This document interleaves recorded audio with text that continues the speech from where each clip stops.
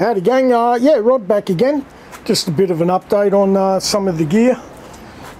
Mainly going to focus on what is a forward classifier.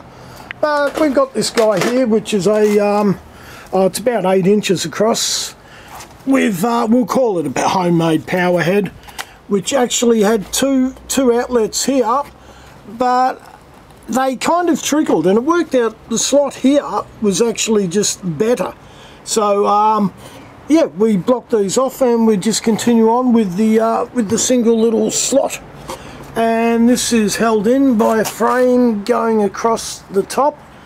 Sorry, it all looks a bit dirty, but a lot of that's just silicone. And here's a metal strip here with right angles, and it's attached there, screwed into the base here, and it holds it pretty strong. Oops, I've just nearly stepped on the little smaller sluice.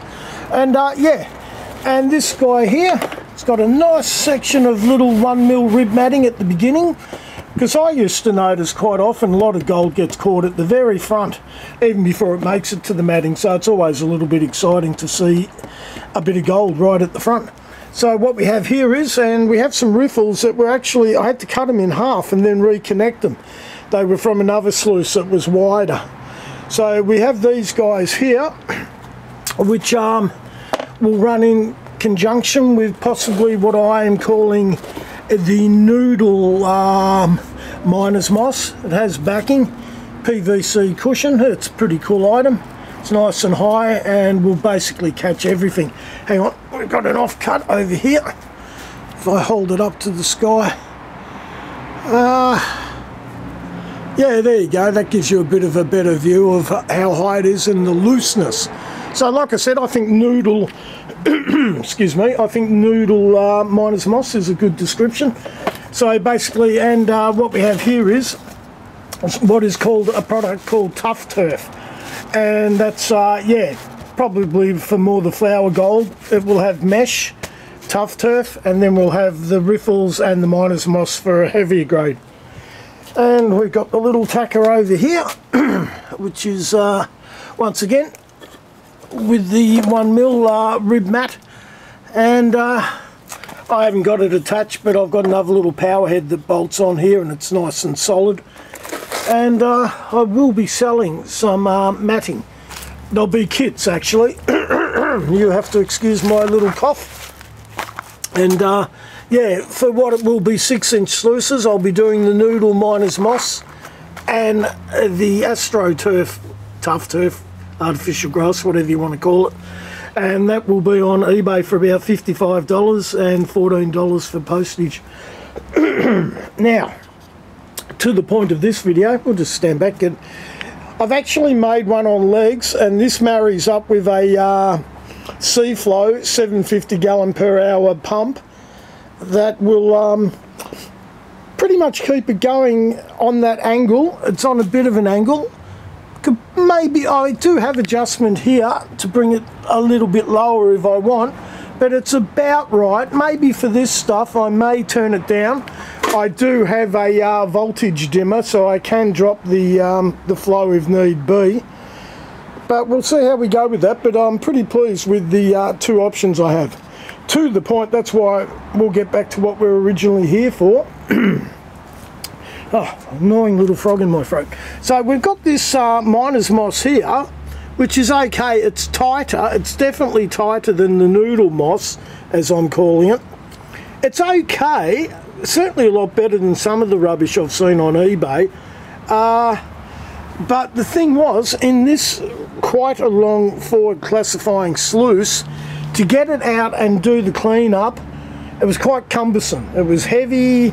You had to roll it up and get it in a bucket and swirl it, and I thought, well, how can I improve this? And when I went to have another look at this after a while, I discovered that I'd left that in there, and yet I had this stuff once before, and I'd never put it into here, and I thought, oh, you goose.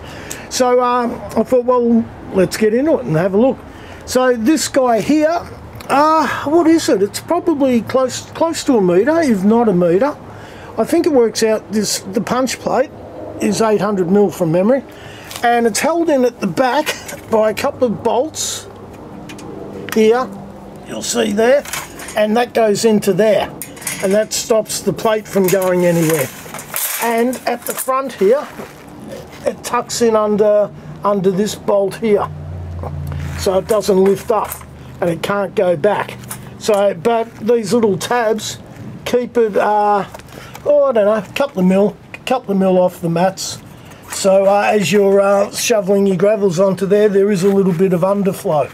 So just to lift this up, what we have is, see, we have the tough turf at the front. Stand back, give you a better view. We have the tough turf at the front, and then at the back we have the noodle moss. With the theory being, we won't get as much resistance at the front, so the flow will keep going nicely, and anything that's heavier that needs to be caught at the rear will be by the noodle moss. Now, as much as it holds in under the tabs, I didn't want it moving back. So my way to fix that was a couple of little drop bolts that when they sit down, when the punch plate is down, they drop into the noodle minus moss, which if you can bear with me, a little bit awkward to do this one-handed, and I'm good at stepping on the other sluices. Okay, that's slid in under there.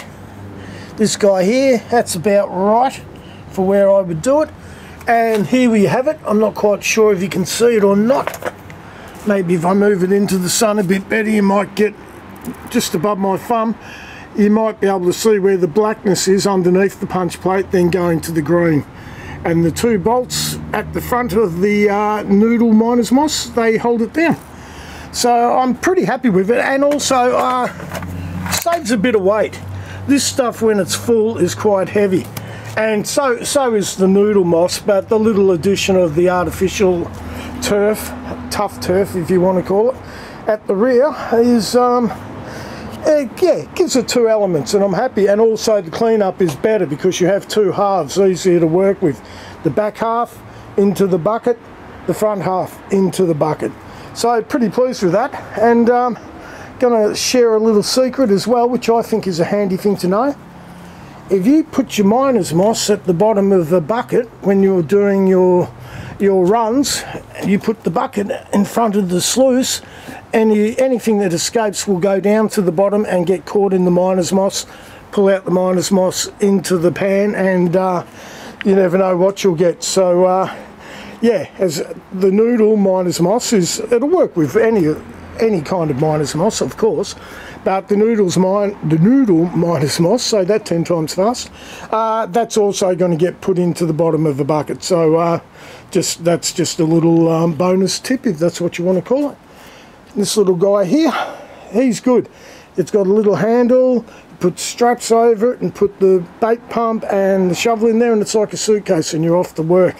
Then grab a bucket and put your pump and wrap your hose around your shoulder with a backpack with the battery and what have you, and you're ready to go to work. So yeah, these guys here are, yeah, I think they're pretty fairly priced, and so to get a dream mat is about 60, if not more, on average. Sometimes you see them for cheaper, but I think they're the micro ones.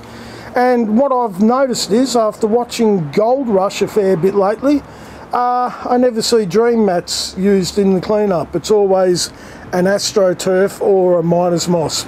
Probably more the AstroTurf if I believe what I'm saying. But the miners moss here, that's, as I said, nice and open, really cool, and just, yeah, loose as a goose. If I was in the 50s, that's the kind of cool talk I'd be saying. But in the year 2000 plus, I'm just going to say it's grouse.